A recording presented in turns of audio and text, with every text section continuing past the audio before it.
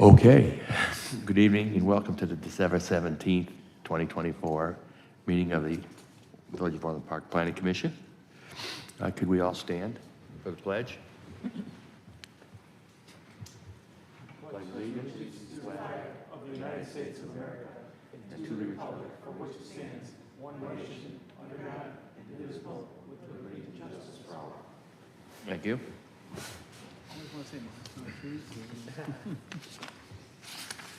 Okay, do our roll call.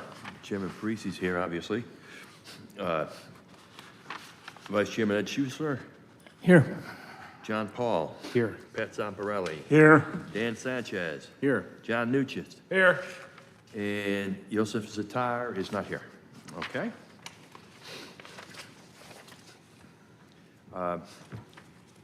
We've all had a chance ahead of time to review the minutes of the December 3rd meeting. I would, for item number 2024-0954, I would look for a motion. Mr. Chairman, Yes, Commissioner Schuessler. I move the minutes be approved as presented for December 3rd, 2024. Second. Motion by Commissioner Schuessler, seconded by Commissioner Zamparelli. All in favor? Aye. Aye.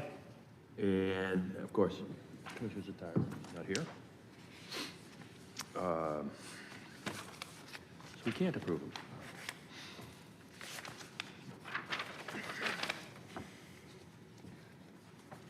I should just turn this thing off. It's talking to me.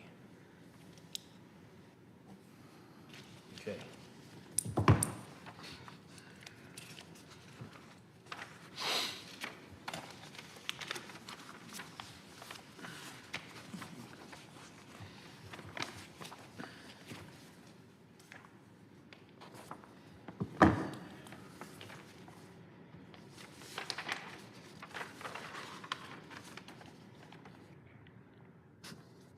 I move that we open public hearings with public hearing number 2024-0892, Public Works Optimization Project. Second. All in favor? Aye. Aye. Aye. Nobody opposed? Mr. Chairman, Commissioner Schuessler. I would move that item 2024-0892, Public Works Optimization Project be continued to the March 4, 2025 meeting of this commission. Second. May I interrupt? We are requesting a modification to the continuation date of Tuesday, February 4th. February 4th? Yes. I would change my motion to reflect continuance to February 4, 2025. Seconded by Commissioner Paul. And I will note that Commissioner Zatar is present as well. What did it say, February 24th? All in favor? Aye. Anybody opposed? Thank you. So I approve that we open, we open public hearing number 2024-0835, zoning map amended, 11300, 151st Street, Lorenz Residence. Do we vote on the motion to continue? Yeah, you gotta vote. We did. I think you guys missed it. You must have missed it. Was there any opposed, or do you want to record your eyes? I swear, I don't know what I was thinking. I missed your vote. Mr. Zamparelli, What? you need to go stand in the corner. No. No, and I assume you approved, right, Pat? I said aye, yes, sir. Great. Thank you. And now I move that we open public hearing number 2024-0835, zoning map amendment, 11300, 151st Street.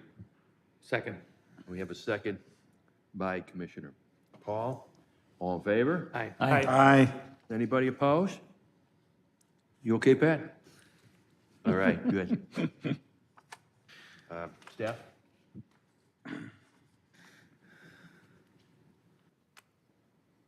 Good evening. Can everybody hear me okay? All right. I'd like to request the staff report to be entered into the record as written and as presented. So I'm speaking on behalf of Mr. John Lorenz here, who submitted a petition to rezone his property. It's a it's a 1.2 acre property located at 11300 151st Street in the Orland Grove Planning District. It's currently zoned E1 for estate residential, and he's seeking to get that rezoned to R3 residential. I've provided a current zoning map for you guys. You can see that to the southern border of his property is R3 already. That's R1 off to the east, although there is another single-family residence in E1 directly bordering him. There's also a recently annexed property. It's another single-family home to the north that is E1. This is a quick mention of the comprehensive plan. You see here that this property was intended to be converted to R3, and it already meets all of the requirements for the R3 zoning, whereas currently it's granted a variance for its western side lot being too narrow, so it conforms a bit better to the R3 standards. Here's a recent aerial view of the property. You can see its proximity to Wolf Road. So Development Services is recommending that you approve the zoning map amendment for the property at 11300 151st Street. And you have accepted the petitioner's replies to the LaSalle factors. That's correct. Thank you. So we do have the petitioner here. Is there anything the petitioner would like to ask or say? We'll swear you in. You can come up to the mic. This is recorded, of course. Do you solemnly swear or affirm that any testimony you present tonight will be the truth and nothing but the truth? If so, please say I do. I do. Thank you. Name and address for the records, please. Okay. Yeah, me and my wife are both local. She's Orland Park, I'm Frankfurt. We bought this home. We have 3 boys under the age of 4. We're looking to do an addition. This zone will give us an extra 10 feet for that addition, and it will accommodate it. So we're hoping with your permission to go forward with that. Okay? And you've responded to all the factors in an acceptable way, so thank you. Thank you, sir. I will, Mr. Chairman, Commissioner Schuessler. regarding case number 2024-0835, also known as 11300 151st Street, zoning map amendment, I move to approve the staff recommended action as presented in the staff report to the Plan Commission for this case. We have a motion by Commissioner Schuessler. And seconded by Commissioner Zatar. All in favor? Aye. Nobody opposed? Can we do a roll call vote for this, please? Oh, yes, we'll do a roll call, brother. Okay. Commissioner Zatar. Aye. Commissioner Sanchez. Aye. Commissioner Paul. Aye. Chairman Parisi, aye. Commissioner Schuessler. Aye. Commissioner Nugent. Aye. Commissioner Zamparelli. Aye. Thank you. I move that we close this public hearing and open public hearing number 2024-0952, text amendment section 6-307. Second. Seconded by Commissioner Zamparelli. Congratulations. We're just getting to the good stuff. What are you leaving for? Thank you. Yeah, I enjoy. Well, he's got a busy couple weeks, Adam. Thanks for coming by. Thank you for appearing. Appreciate it. Pat wanted to give his comment. No. He just kind of skipped over that part. Merry Christmas. Yes. Okay, staff? I'd like to request that for the staff report to be entered into the record as written and as presented. I have a land code development petition here for the sign code amendment. We're looking to accomplish, any better? Yes. Okay.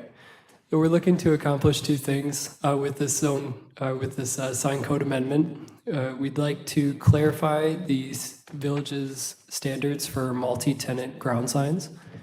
And we'd also like to allow for halo lit signage. I do have a couple of examples in the presentation for your reference. So currently, we do not allow for halo lit signage. We'd like to define halo lit signs as a type of sign where the light source illuminates the wall behind the sign as opposed to front facing. We're looking to regulate the spacing from the wall as well as the luminescence for the sign to kind of give it some objective standards that it has to meet. We'd also are looking for it to be only allowed in white. So here are two examples of what we are looking to consider. You can see that neither of these signs have front-facing illumination, but they are, illuminated by projecting the wall or projecting the light towards the wall. And both of these only have the white halo as opposed to color.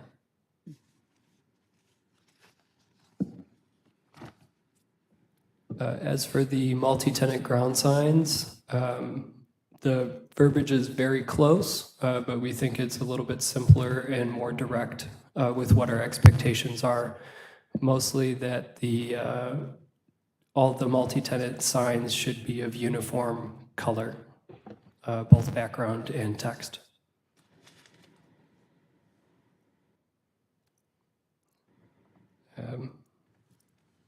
Any questions?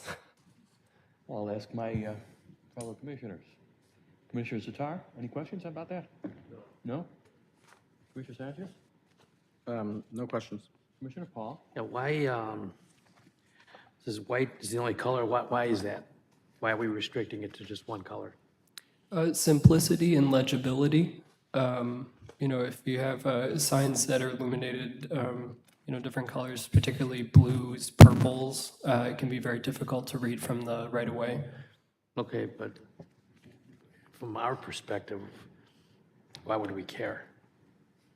I mean, I could see from a company, if it's my business and I'm putting a sign up, obviously I want it to be seen.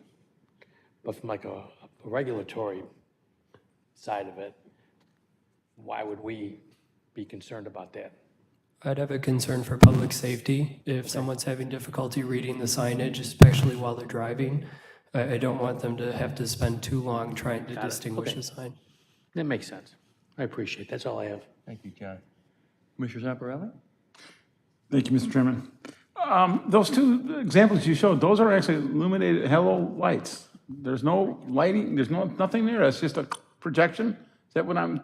The LEDs are mounted on the back of the sign and face towards the building, so. Pretty cool, actually. I never realized that. I didn't, Me neither. so I'm learning something. Other towns do this, right? Both of those pictures are from businesses in Orland Park currently. Yeah, I think that's the main place, or whatever, right here by Mariano's. Yes. What else I want to ask you? I guess that's really it. It seems pretty simple, so thank you. Thank you. Commissioner Nugent? So, like on 151st right now, there's a mall redo with Randy's Market and the main new tenant, pediatric dentistry of some sort. Doesn't that have a reflective lighting in the back? Are you familiar with it? Not too familiar. So we don't currently allow some kind of lighting behind your sign now? This is different? This is different, yes. There have been signs, but they have not been allowed. Okay. Because their sign seems illuminated, so it's just lit up. So then the sign's just lit, where this is a halo in the back. Right. It's also quite possible that they have a halo lit sign illegally currently. We have a lot. And the last thing I was just going to ask, this isn't a migration towards, nothing against the phenomenal growth from like 71st to 115th, but you go there at night, and there's people that start thinking it looks like Vegas, but we're not edging towards that, I mean, a lot of those could be nice, but when you do the collective, all the regrowth from like Palos Hills and Harlem Avenue, you drive down that at night and you feel like you're in Vegas. Just all the illumination. But So these are what, all at the structure, right? None of them are going to be at the street, right? Yes, the definition explicitly does not allow for any of it to be visible from the public right away. Okay. So like what Wild Fork is doing is just a lit sign and that's allowed. I mean, it's attractive, it's not obnoxious. So this doesn't affect that. It's all at the building. Yes. You good? Thank you, John. Commissioner Schussler? Yeah, I have one, I guess, comment. In the staff summary, third paragraph indicates that, this is a quote, "The goal of this amendment is to provide more flexibility in our commercial areas by allowing this popular new and modern sign design while maintaining the high standards of the village and minimizing adverse impacts on the surrounding area." I agree 100% with that. But I would say if we really want to allow more flexibility to what's popular, new, and modern, and maintain our high standards, we should also allow digital signs, because they're all over the place, even more so than these halo-lit signs. You go through any suburb, and you'll see in almost all of them, there's digital signs. There's a few of them, like Orland, that prohibit it, but look around, they're all over the place. Wasn't the issue with the digital signs that, I don't know what the, I think it was that there was a distraction to I traffic. think the board has an issue with it. I'm only bringing this up to indicate that the board on that issue is not current with the times. Let's put it that way. Because you can have digital signs that are gaudy, too bright, a real hazard along what he's talking about, where they're so bright that they're distracting. They can be flashing, so they could be real safety hazards. But you can have digital signs with regulation, like similar to the regulations you're proposing for the halo signs. When you get to digital signs, you can say that you won't allow them to be banding, where they're constantly sending some message around that there's a certain limitation on the, I forget that, what's the brightness? Lumens? Lumens? No, it's not lumens. There's another word. Nits, yeah, that's it. You can restrict that. You can restrict the number of times that the sign can change within a certain time parameter. You can do all kinds of things to make them more practical, but it's something that's modern. The sign can be changed from inside the building without having to go out, like, for example, gas stations where they have to go out and sometimes put up these little hand things every time the price of gas changes. So my only comment is, this is fine, it's great, it's keeping with what is going on in the rest of the world, but we should go a little bit further and do the same kind of thing with digital signs. And I'm not proposing any kind of digital sign like they have, for example, in Crestwood, where anything goes, any size goes, any way you want to do it, any brightness. No, I'm proposing, or suggesting, not proposing, suggesting that in Orland Park, we also allow digital signs that are regulated. That's my only comment. That's a good observation. Thank you. I have nothing to add.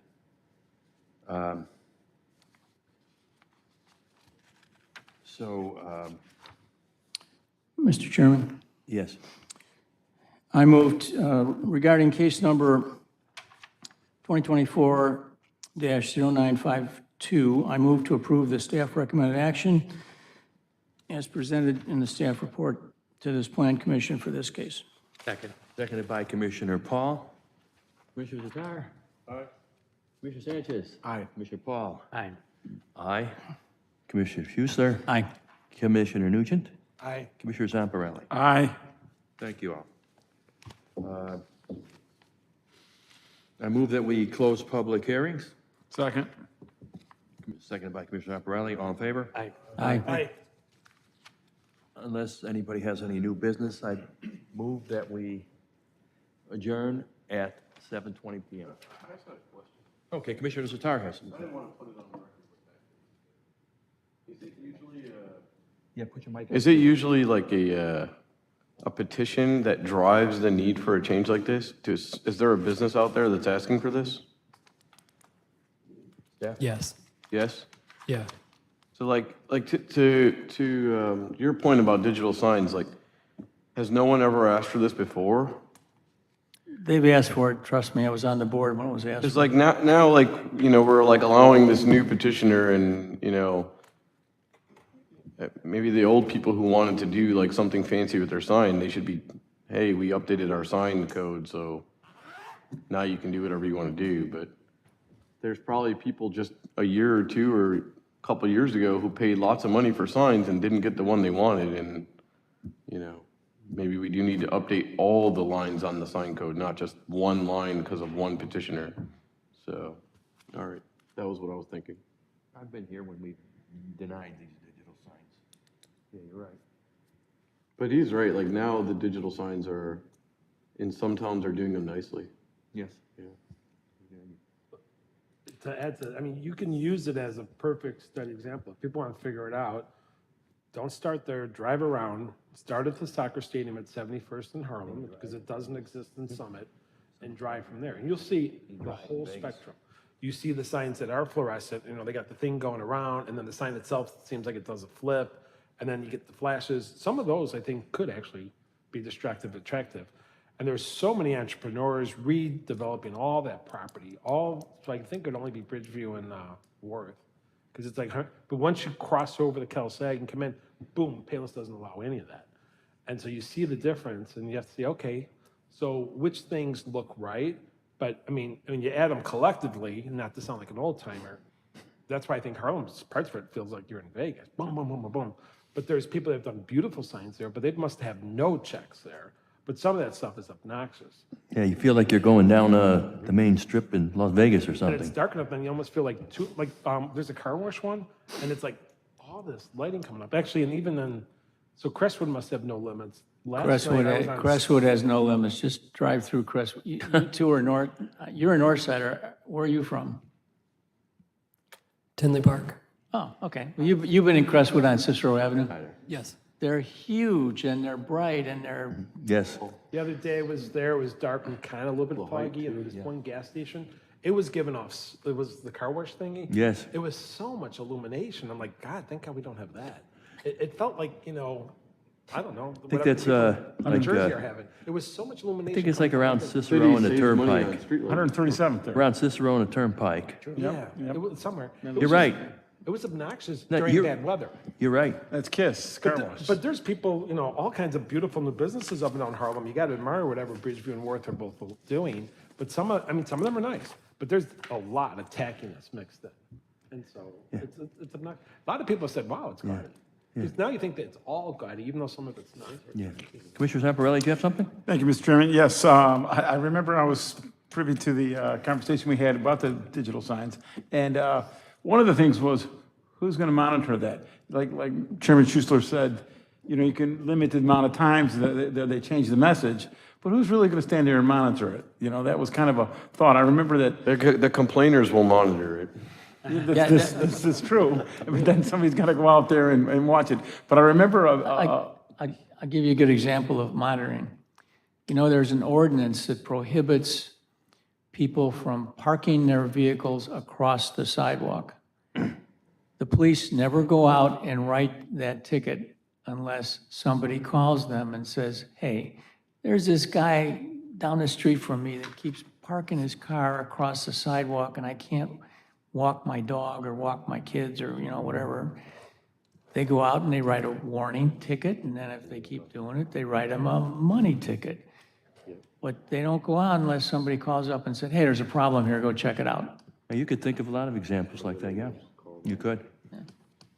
okay. Thanks. Thank you very much. Thanks for the input. Okay. Well, then I will move that we adjourn at 7:25 PM. Second?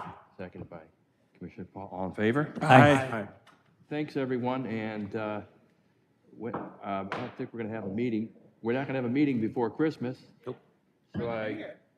So I wish everybody a very happy and healthy Christmas and prosperous New Year. A Merry Christmas to all, and to all a good night. Yeah, Happy New Year.